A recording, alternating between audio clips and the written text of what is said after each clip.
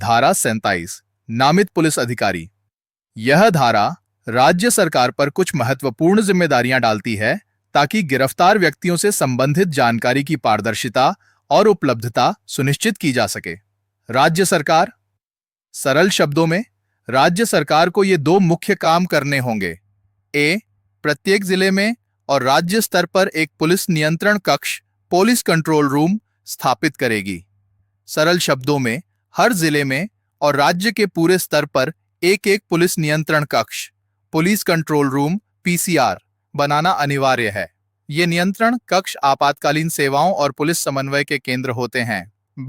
प्रत्येक जिले में और प्रत्येक पुलिस स्टेशन में सहायक उप निरीक्षक, असिस्टेंट सब इंस्पेक्टर के पद से नीचे का न हो, एक पुलिस अधिकारी नामित करेगी जो गिरफ्तार किए गए व्यक्तियों के नामों और पतों, जिस अपराध के लिए उन पर आरोप लगाया गया है, से संबंधित जानकारी बनाए रखने के लिए जिम्मेदार होगा, जिसे हर पुलिस स्टेशन में और जिला मुख्यालयों पर प्रमुखता से प्रदर्शित किया जाएगा, जिसमें डिजिटल मोड भी शामिल है। सरल शब्दों में, हर जिले में और हर पुलिस स्टेशन में एक पुलिस अधिकारी को नामित डेजिग्नेट किया जाएगा। यह अधिकारी सहायक उप निरीक्षक, असिस्टेंट सब इंस्पेक्टर, एएसआई के पद से कम रैंक का नहीं होना चाहिए। इस अधिकारी का मुख्य काम गिरफ्तार किए गए लोगों के नाम और पते और उन पर किस अपराध का आरोप है, इसकी जानकारी रखना होगा। ये जानकारी हर पुलिस स्टेशन में और जिला मुख्यालयों पर साफ साफ दिखाई देने वाली जगह पर प्रदर्शित की जाएगी और इसे डिजिटल तरीके से भी दिखाया जा सकता है, जैसे कंप्यूटर स्क्रीन पर या ऑनलाइन डेटाबेस में। संक्षेप में, धारा 37 राज्य सरकारों को पुलिस नियंत्रण कक्ष स्थापित करने और हर जिले व पुलिस स्टेशन में एक नामित अधिकारी नियुक्त करने के लिए बाध्य करती है। इस नामित अधिकारी की मुख्य जिम्मेदारी गिरफ्तार व्यक्तियों और उनके खिलाफ आरोपों से संबंधित जानकारी को पारदर्शी रूप से बनाए रखना और सार्वजनिक रूप से प्रदर्शित करना है, ताकि जनता को आसानी से यह जानकारी उपलब्ध हो सके। यह गिरफ्तारी प्रक्रिया में पारदर्शिता और जवाबदेही बढ़ाने का एक महत्वपूर्ण कदम है। धारा 28 गिरफ्तार व्यक्ति का पूछताछ के दौरान अपनी पसंद के अधिवक्ता से मिलने का अधिकार। यह धारा गिरफ्तार व्यक्ति के एक महत्वपूर्ण मौलिक अधिकार को स्थापित करती है, जो उसे पुलिस हिरासत में रहते हुए कानूनी सहायता प्राप्त करने की अनुमति देता है। जब किसी व्यक्ति को पुलिस द्वारा गिरफ्तार किया जाता है और उससे पूछताछ की जाती है, तो उसे पूछताछ के दौरान अपनी पसंद के अधिवक्ता, एडवोकेट से मिलने का अधिकार होगा, हालांकि पूरी पूछताछ के दौरान नहीं। सरल शब्दों में, अगर पुलिस किसी व्यक्ति को गिरफ्तार करती है और उससे पूछताछ, इंटरोगेशन करती है, तो उस व्यक्ति को यह अधिकार है कि वह अपनी पसंद के किसी वकील से मिल सके। लेकिन यह मुलाकात पूरी पूछताछ के दौरान नहीं होगी। इसका मतलब है कि व्यक्ति को अपने वकील से सलाह लेने का अवसर दिया जाएगा, लेकिन वकील पूछताछ की पूरी अवधि के दौरान वहां मौजूद नहीं रहेगा। यह अधिकार अभियुक्त को कानूनी सलाह प्राप्त करने और अपने अधिकारों को समझने में मदद करता है, जबकि पुलिस को भी अपनी जांच जारी रखने की अनुमति देता है। संक्षेप में, धारा 38 यह सुनिश्चित करती है कि गिरफ्तार व्यक्ति को पुलिस पूछताछ के दौरान अपने चुने हुए वकील से मिलने का अधिकार हो, जो कानूनी सहायता और सलाह प्राप्त करने में मदद करता है, हालांकि वकील पूरी पूछताछ प्रक्रिया में लगातार मौजूद नहीं रहेगा। ये गिरफ्तारी प्रक्रिया में पारदर्शिता और गिरफ्तार व्यक्ति के अधिकारों के संरक्षण को बढ़ावा देता है। धारा 29 नाम और निवास बताने से इनकार करने पर गिरफ्तारी। यह धारा उन विशिष्ट परिस्थितियों को बताती है जब एक व्यक्ति को, जिसने गैर संज्ञेय अपराध किया है या करने का आरोप है, अपना नाम और पता बताने से इनकार करने पर पुलिस द्वारा गिरफ्तार किया जा सकता है। जब कोई व्यक्ति जिसने एक पुलिस अधिकारी की उपस्थिति में कोई गैर संज्ञेय अपराध, नॉन कॉग्नाइजेबल ऑफेंस किया है या जिस पर ऐसा अपराध करने का आरोप लगाया गया है, ऐसे अधिकारी की मांग पर अपना नाम और निवास बताने से इनकार करता है या ऐसा नाम या निवास बताता है जिसके बारे में ऐसे अधिकारी को झूठा होने का कारण है, तो उसे ऐसे अधिकारी द्वारा गिरफ्तार किया जा सकता है ताकि उसका नाम या निवास सुनिश्चित किया जा सके। सरल शब्दों में, अगर कोई व्यक्ति पुलिस अधिकारी के सामने कोई गैर संज्ञेय अपराध कम गंभीर अपराध जिसमें आमतौर पर वारंट के बिना गिरफ्तारी नहीं होती करता है, या उस पर ऐसा अपराध करने का आरोप लगता है और वह पुलिस अधिकारी द्वारा पूछे जाने पर अपना सही नाम और पता बताने से इनकार करता है या ऐसा नाम पता बताता है जिसके बारे में पुलिस अधिकारी को झूठा होने का संदेह है, तो पुलिस अधिकारी उस व्यक्ति को गिरफ्तार कर सकता है। गिरफ्तारी का उद्देश्य केवल उसकी सही पहचान, नाम और पता का पता लगाना होगा। 2. जब ऐसे व्यक्ति का सही नाम और निवास सुनिश्चित हो जाता है तो उसे एक बॉन्ड या जमानत बॉन्ड, बेल बॉन्ड पर रिहा कर दिया जाएगा ताकि यदि आवश्यक हो तो वह मजिस्ट्रेट के सामने पेश हो सके।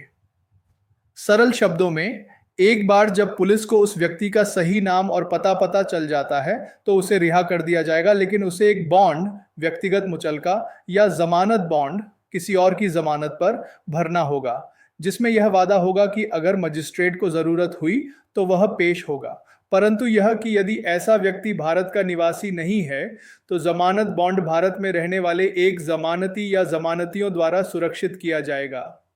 सरल शब्दों में, लेकिन अगर वह व्यक्ति भारत का निवासी नहीं है तो उसकी जमानत के लिए जो जमानती बॉन्ड भरा जाएगा वह भारत में रहने वाले किसी जमानती श्योरिटी द्वारा भरा जाना चाहिए। 3. यदि ऐसे व्यक्ति का सही नाम और निवास गिरफ्तारी के समय से 24 घंटे के भीतर सुनिश्चित नहीं हो पाता है, या यदि वह बॉन्ड या जमानत बॉन्ड निष्पादित करने में विफल रहता है, या यदि आवश्यक हो तो पर्याप्त जमानती प्रस्तुत करने में विफल रहता है, तो उसे तुरंत निकटतम क्षेत्राधिकार वाले मजिस्ट्रेट के पास भेजा जाएगा।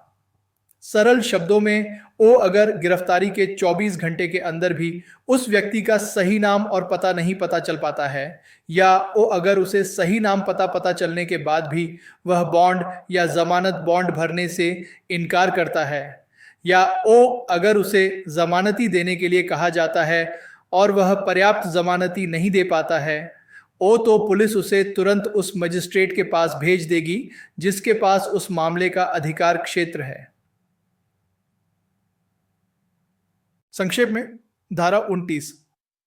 उन व्यक्तियों को गिरफ्तार करने की पुलिस की शक्ति को परिभाषित करती है जो गैर संज्ञेय अपराध में शामिल होने के बावजूद अपनी पहचान या निवास बताने से इनकार करते हैं या गलत जानकारी देते हैं। यह गिरफ्तारी का उद्देश्य केवल पहचान स्थापित करना है। एक बार पहचान होने पर व्यक्ति को बॉन्ड पर रिहा कर दिया जाएगा, लेकिन यदि पहचान नहीं हो पाती या बॉन्ड नहीं भरा जाता तो उसे 24 घंटे के भीतर मजिस्ट्रेट के समक्ष पेश करना अनिवार्य है। धारा 40 निजी व्यक्ति द्वारा गिरफ्तारी और ऐसी गिरफ्तारी पर प्रक्रिया। यह धारा उन सीमित परिस्थितियों को बताती है जब एक आम नागरिक पुलिस अधिकारी नहीं किसी व्यक्ति को गिरफ्तार कर सकता है और ऐसी गिरफ्तारी के बाद क्या प्रक्रिया अपनाई जानी चाहिए। 1. कोई भी निजी व्यक्ति, प्राइवेट पर्सन, किसी भी ऐसे व्यक्ति को गिरफ्तार कर सकता है या गिरफ्तार करवा सकता है जो उसकी उपस्थिति में एक गैर जमानती, नॉन बेलेबल और संज्ञेय कॉग्निजेबल अपराध करता है, या किसी उद्घोषित अपराधी, प्रोक्लेम्ड ऑफेंडर को, और बिना अनावश्यक देरी के, लेकिन ऐसी गिरफ्तारी से 6 घंटे के भीतर ऐसे गिरफ्तार किए गए व्यक्ति को एक पुलिस अधिकारी को सौंप देगा या सौंपवाएगा, या पुलिस अधिकारी की अनुपस्थिति में ऐसे व्यक्ति को खुद ले जाएगा या उसे निकटतम पुलिस स्टेशन में हिरासत में ले जाने का प्रबंध करेगा। सरल शब्दों में, कोई भी आम नागरिक जो पुलिस अधिकारी नहीं है किसी व्यक्ति को गिरफ्तार कर सकता है या किसी और से गिरफ्तार करवा सकता है। यह गिरफ्तारी तब की जा सकती है जब वह व्यक्ति नागरिक की मौजूदगी में ही कोई गैर जमानती और संज्ञेय अपराध यानी गंभीर अपराध जिसकी जमानत आसानी से नहीं मिलती और जिसमें पुलिस बिना वारंट के गिरफ्तार कर सकती है करता है, या वह व्यक्ति उद्घोषित अपराधी, फरार अपराधी हो। ऐसी गिरफ्तारी के बाद उस नागरिक को बिना किसी देरी के, लेकिन गिरफ्तारी के 6 घंटे के भीतर, यह एक नई समय सीमा है, पुरानी संहिता में विदाउट अननेसेसरी डिले था, गिरफ्तार व्यक्ति को पुलिस अधिकारी को सौंपना होगा। यदि उस समय कोई पुलिस अधिकारी मौजूद नहीं है तो उस नागरिक को गिरफ्तार व्यक्ति को खुद निकटतम पुलिस स्टेशन ले जाना होगा या किसी और से उसे पुलिस स्टेशन ले जाने का प्रबंध करवाना होगा। तो यदि यह विश्वास करने का कारण है कि ऐसा व्यक्ति धारा 35 की उपधारा नैकाट के प्रावधानों के तहत आता है, तो एक पुलिस अधिकारी उसे हिरासत में ले लेगा। सरल शब्दों में, जब पुलिस को वह व्यक्ति सौंपा जाता है, तो अगर पुलिस को लगता है कि वह व्यक्ति धारा 35 की उपधारा 1 में बताई गई गिरफ्तारी की शर्तों को पूरा करता है, यानी पुलिस भी उसे बिना वारंट के गिरफ्तार कर सकती थी, तो पुलिस अधिकारी उसे अपनी हिरासत में ले लेगा। 3, यदि यह विश्वास करने का कारण है कि उसने कोई गैर संज्ञेय अपराध नॉन कॉग्नाइजेबल ऑफेंस किया है और वह पुलिस अधिकारी की मांग पर अपना नाम और निवास बताने से इनकार करता है, या ऐसा नाम या निवास बताता है जिसके बारे में ऐसे अधिकारी को झूठा होने का कारण है, तो उसके साथ धारा 29 के प्रावधानों के तहत निपटा जाएगा। लेकिन यदि यह विश्वास करने का कोई पर्याप्त कारण नहीं है कि उसने कोई अपराध किया है, तो उसे तुरंत रिहा कर दिया जाएगा। सरल शब्दों में, अगर पुलिस को लगता है कि व्यक्ति ने गैर संज्ञेय अपराध किया है और वह अपना नाम और पता बताने से इनकार करता है या झूठा बताता है, तो पुलिस उसके साथ धारा 29 नाम और पता न बताने पर गिरफ्तारी के नियमों के अनुसार कार्रवाई करेगी। लेकिन अगर पुलिस के पास यह विश्वास करने का कोई पर्याप्त कारण नहीं है कि उस व्यक्ति ने कोई भी अपराध किया है, तो उसे तुरंत रिहा कर दिया जाएगा। या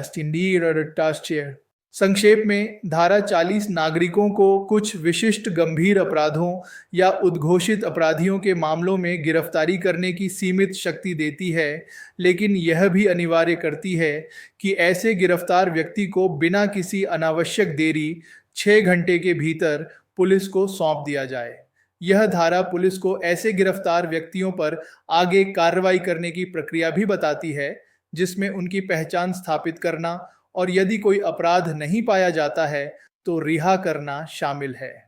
धारा 41 मजिस्ट्रेट द्वारा गिरफ्तारी। यह धारा मजिस्ट्रेटों, चाहे कार्यकारी हों या न्यायिक, को कुछ विशिष्ट परिस्थितियों में स्वयं गिरफ्तारी करने या गिरफ्तारी का आदेश देने की शक्ति प्रदान करती है। 1,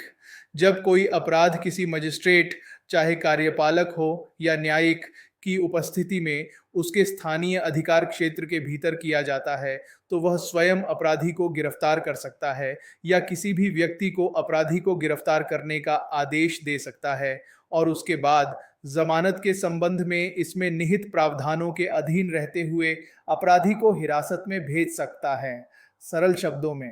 अगर कोई मजिस्ट्रेट, चाहे वह प्रशासनिक काम करने वाला कार्यपालक मजिस्ट्रेट हो या न्याय करने वाला न्यायिक मजिस्ट्रेट, अपनी मौजूदगी में और अपने अधिकार क्षेत्र वाले इलाके में किसी को अपराध करते हुए देखता है, तो वह खुद उस अपराधी को गिरफ्तार कर सकता है या वह किसी और व्यक्ति को उस अपराधी को गिरफ्तार करने का आदेश दे सकता है। गिरफ्तारी के बाद मजिस्ट्रेट अपराधी को हिरासत में भेज सकता है, लेकिन उसे जमानत से जुड़े कानून के प्रावधानों का भी पालन करना होगा।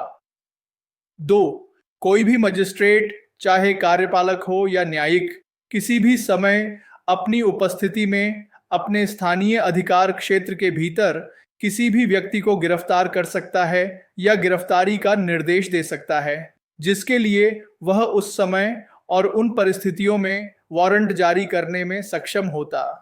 सरल शब्दों में, कोई भी मजिस्ट्रेट, कार्यपालक या न्यायिक अपनी मौजूदगी में और अपने अधिकार क्षेत्र वाले इलाके में किसी भी व्यक्ति को कभी भी गिरफ्तार कर सकता है या गिरफ्तार करने का आदेश दे सकता है। यह शक्ति तभी लागू होगी जब मजिस्ट्रेट उस समय और उन परिस्थितियों में उस व्यक्ति की गिरफ्तारी के लिए वारंट जारी करने का कानूनी अधिकार रखता हो। यानी अगर वह वारंट जारी कर सकता है तो वह सीधे गिरफ्तारी या गिरफ्तारी का आदेश भी दे सकता है। पॉइंट के संक्षेप में, यह धारा मजिस्ट्रेटों को अपराध होने पर तत्काल कार्रवाई करने की शक्ति देती है। यदि कोई अपराध उनकी उपस्थिति में उनके अधिकार क्षेत्र में होता है तो वे स्वयं गिरफ्तारी कर सकते हैं या गिरफ्तारी का आदेश दे सकते हैं। साथ ही वे किसी ऐसे व्यक्ति को भी गिरफ्तार कर सकते हैं जिसके लिए वे उस समय वारंट जारी करने में सक्षम होते हैं, जिससे न्यायपालिका को त्वरित कार्रवाई करने में सक्षम बनाया जा सके।